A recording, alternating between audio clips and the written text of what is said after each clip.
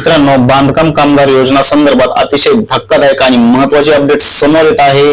महाराष्ट्र शासनाच्या कामगार विभागाने बांधकाम कामगारांसंदर्भात घेतलेला हा जो निर्णय आहे अतिशय धक्कादायक मानला जात आहे। त्या संदर्भात आपल्याकडे महाराष्ट्र शासनाचं एक पत्र प्राप्त झालेलं आहे।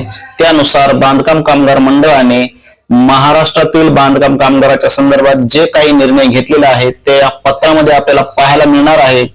तर मित्रांनो, चला तर उशीर न करता आपण काय निर्णय आहे, कोणत्या योजना संदर्भात निर्णय आहे आणि त्याचा परिणाम काय होणार आहे या संदर्भात सर्व माहिती आपण या व्हिडिओमध्ये पाहणार आहोत।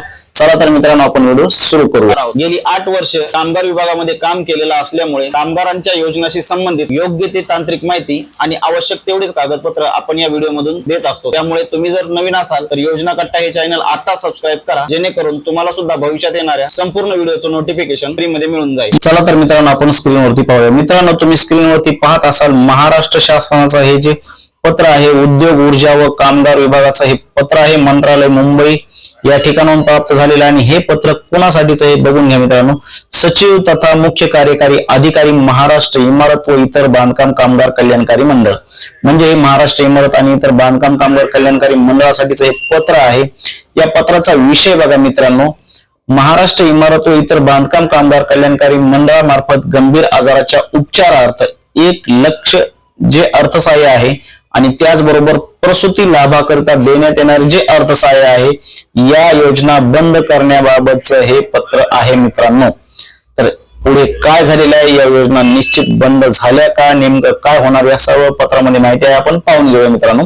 या ठिकाणी संदर्भ बघा मित्रांनो, सचिव तथा मुख्य कार्यकारी अधिकारी महाराष्ट्र इमारत इतर बांधकाम कामगार कल्याणकारी मंडळ, दिनांक 14/7/2025 रोजीचं हे पत्र त्यांचा संदर्भ आहे या ठिकाणी। तर मित्रांनो, या पत्रामध्ये बघा त्यांनी काय सांगितलेलं आहे।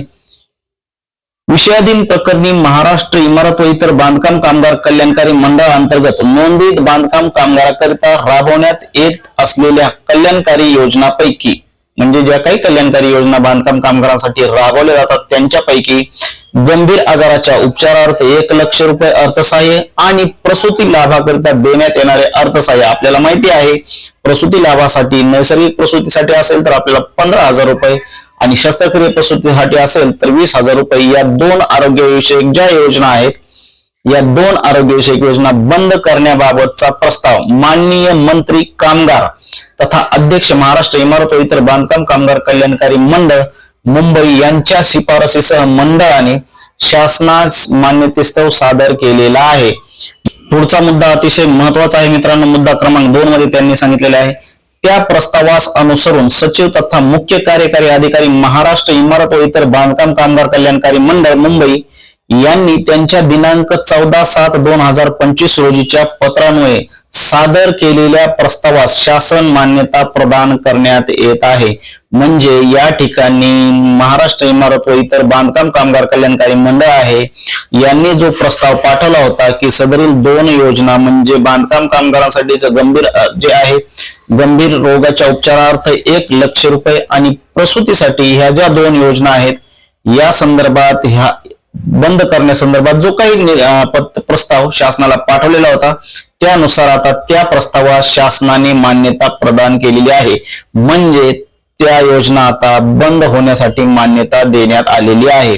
मग पुढे काय सांगितलेले त्यांनी पुढच्या मुद्द्यामध्ये पहा मित्रांनो, विषयाधीन प्रकरणी दिलेल्या शासन मान्यतेस अनुसरून पुढील आवश्यक ती कारवाई सचिव तथा मुख्य कार्यकारी अधिकारी महाराष्ट्र इमारत व इतर बांधकाम कामगार कल्याणकारी मंडळ मुंबई यांच्या स्तरावरून करण्यात यावी। म्हणजे इथून पुढे जी काही कार्यवाही आहे तर ती कार्यवाही सचिव तथा मुख्य कार्यकारी अधिकारी महाराष्ट्र इमारत व इतर बांधकाम कामगार कल्याणकारी मंडळ यांनी करायचे आहे। तर अशा प्रकारे मित्रांनो, बांधकाम कामगारांसाठीच्या ज्या 2 अतिशय महत्वाच्या योजना होत्या ज्याच्यामध्ये बांधकाम कामगारांना आर्थिक लाभ मिळत होता, आरोग्य विषयाचा प्रश्न असल्यामुळे त्या ठिकाणी तो जो आर्थिक लाभ आहे साहजिकच त्या ठिकाणी बांधकाम कामगारांसाठी अतिशय उपयुक्त होता आणि त्या योजना आता शासनाने बंद केलेल्या आहेत, कामगार विभागाने बंद केलेल्या आहेत।